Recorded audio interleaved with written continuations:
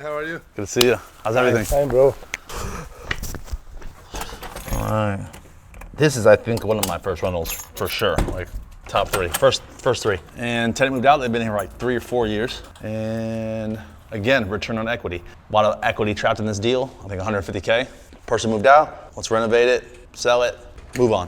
If I can redeploy that capital instead of making a couple $100 a month, and I own it with a partner too. So we don't even use the capital. We maybe disperse $5,000 a year on cash flow instead of renovating it. So it needs work. So to maximize the rent, obviously do some work. Just rent it out and keep, getting that same cash flow, $500 a month. But makes more sense to renovate the property, sell the property, capitalize that 150K, split obviously 75K to me, and redeploy that money into other investments, another property, marketing for our business, get a higher return on that 75K than it does for the $2,500 we're getting. I think these floors are good. These floors are good. It's not that bad actually. Ugh. Terrible smelling bathroom. This property's not that bad. I haven't been here in 3 years. Looks pretty good. Paint the floors black? What is this? You wouldn't do this? Like what is that? Like Sharpied the floor or something. Yeah, like Sharpie. Color. Sand these floors and keep them. I think you redo the floors, give it a little paint, closet doors. Bathrooms are all right. I think you could replace one tile piece, put some closet doors on this, paint the property. You don't like this color? Purple is my daughter's favorite color. But for me, no. My daughter wants to paint the walls of our new house purple. I'm like, no, that's not happening. I'm not gonna allow that. Dangerous? Did we put, I don't even remember putting granite counters in this. That's crazy. I don't remember doing any of this. Oh, this, yeah. This is steep. So I thought the house was worse, but it's not that bad. So fix this from the leak. Water heater. Water heater, AC. AC.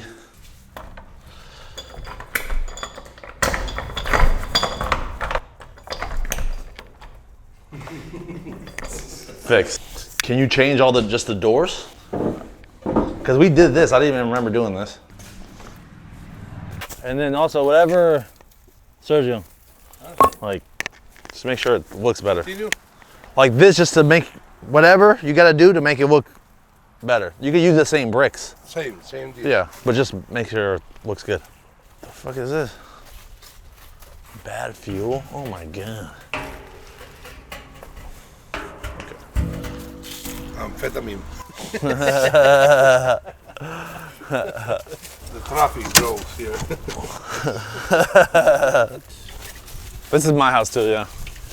But we're gonna leave these alone, yeah. It's efficient. Yeah.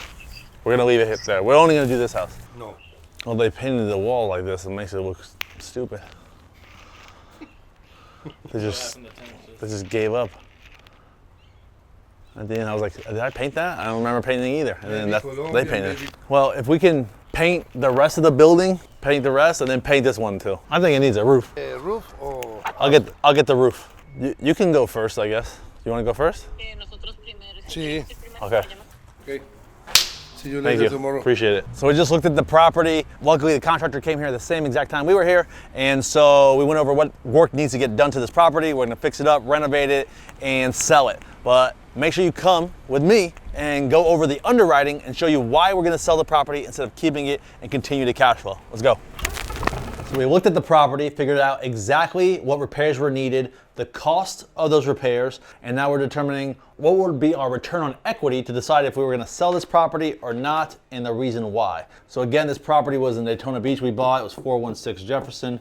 And so this property we bought in 2017. It's one of my first properties I've ever purchased. It was for $120,000. And this was with seller financing. So the first property I ever bought was with seller financing because it's the easiest way to get yourself started in the business and start buying assets is learning creative financing. So we bought these property. I honestly don't remember the terms at all. We refinanced twice. We cash flowed very well. Their property had tenants in them already. It's the one big house and two small 1-1s. Two small 1-1s still had the same tenants since 2017. Unfortunately, we haven't gone up a lot on those rents, but we also haven't really done any repairs to those units. The house, we've done some little upgrades over time and got those rents up over time. It cash flowed really well for us, and we refinanced, I believe in 2020 at a 4.9% interest rate on a DSCR loan, which is debt service coverage ratio. And so we got a loan at $130,000. So we have a loan for $130,000, and this is interest only. So our payment for interest, taxes, and insurance is $1,020 a month. The current tenant that just moved out of the big house, we were getting $12,500 a month. We have a tenant paying $650 and a tenant paying $550. So that is $25,500. And we're cash flowing good because that's our debt service there.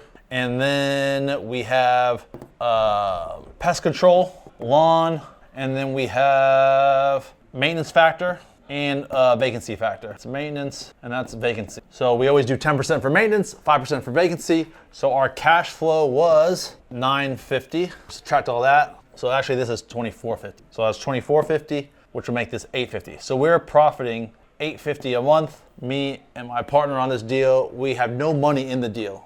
We never put any money in the deal. We raised capital for the deal. We saved up the cash flow, paid off some of the capital, refinanced with the debt service we have there. So we net $850 a month and we split it. And so every year at the end of the year, we just pay out distributions. So we have an infinite cash on cash return because we have no capital in the deal. Now, the tenant in the big house moved out. She moved out because the house needs repair. She's like, the kitchen's garbage. Like, I can't keep paying this, like I want to move. And it's hard to do renovations when the tenant's in the property. So I was like, hey, we'll make some fixes, but I can't redo your kitchen, put you in a hotel room, like your lease is up, either, you stay and I'll make some repairs or you can leave. So we had them leave and now we're gonna renovate the property. And this is how we're gonna look at the return on equity and if it makes sense to sell the property or keep it as a rental continuing as a rental. So if we re-rent the property, if we're gonna put $60K into the property needs new roof, it needs new AC, it needs kitchen, floors, paint, all that work done. So we actually borrowed $60K from our private investor. So we borrowed an extra $60K, interest only. And so that is $500 a month. And we have our debt service of our first loan for $130,000. So we only owe $190K on this property. So we owe $190K on the property. We believe we can sell this property.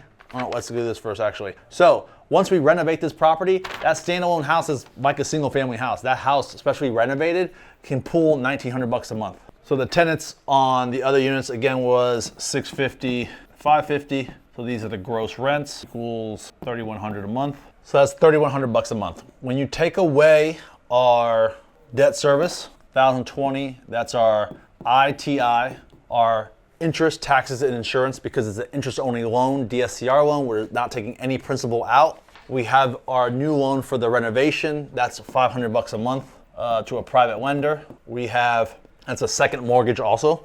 $100 for lawn, $100 for pest control, lawn, pest control. We have maintenance factor and a vacancy factor. So 5% vacancy, 10%. That would equal $915. $915 times 12. 12 is 10,980. That would be our net cash flow for the year. So we continue to own this property. We have no money of our own into the deal. It's an infinite return, really, but we make $11,000 a year. And essentially, I own this with a partner, like I said, and so we're making $5,500 a year. A crazy amount of money, it helps. But we're looking at if we sold the property, what would we make on that case? So we sell this property, we believe we can get $350, potentially more. The renovation is going to be really nice, and this can actually be an ideal situation for a new homeowner because the property is going to be completely renovated. It's not like the other property where it's like a small, like 3 small units.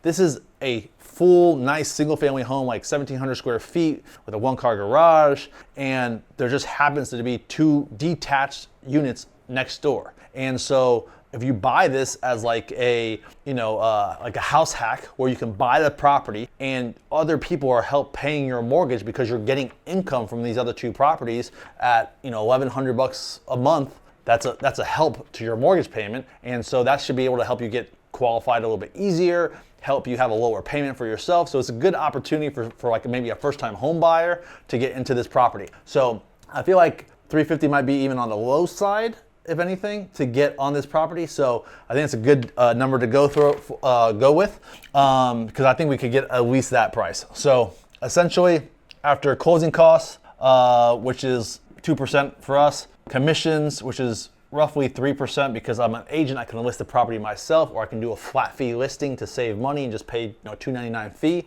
and take all the calls. That's closing costs. This is commissions. But sometimes, like, a first-time home buyer is going to ask for concessions. So they might have concessions.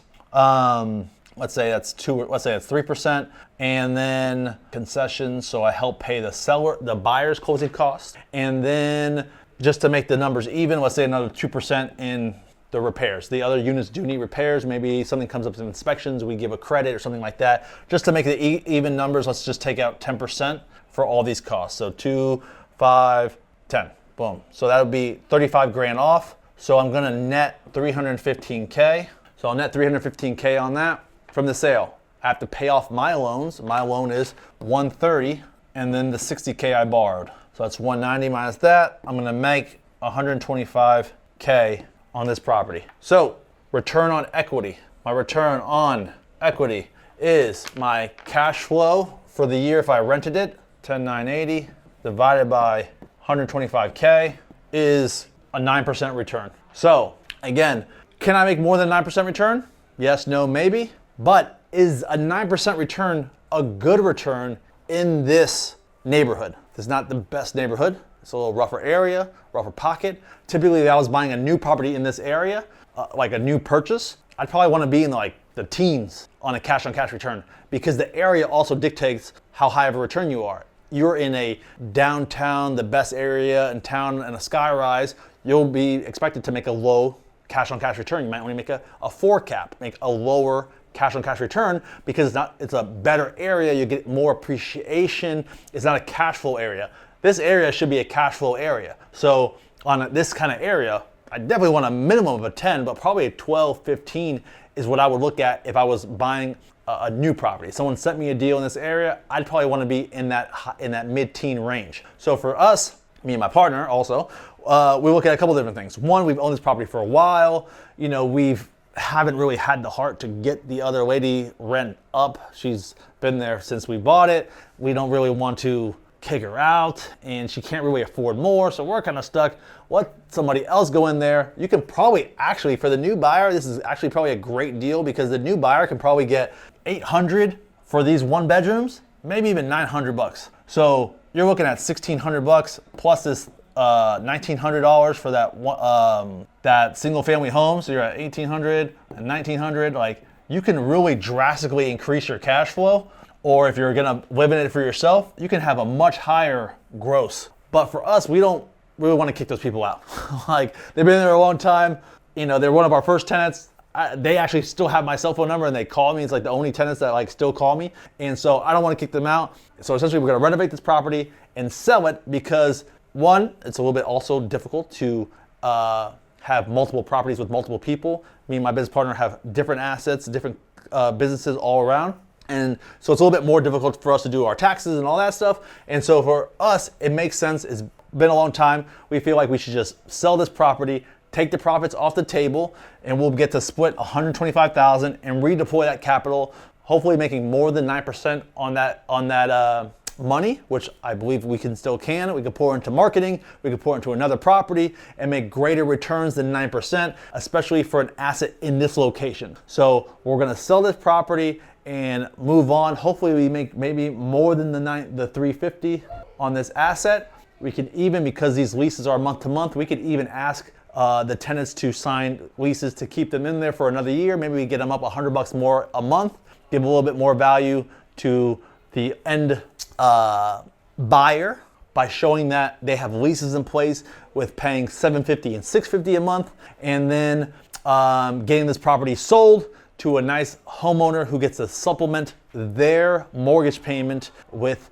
the other tenants paying their rent. So that's how they can house hack. If you want more information on how you can do these types of deals, buy creative finance deals where if you hold it a long term, you can make 100K rips on these deals. We've made multiple 100K fees on properties by owning them just for a couple of years.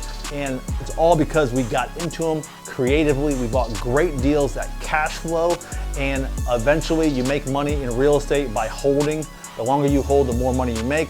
So make sure you know how to hold real estate, buy properties. Follow us for more info on just how to do that.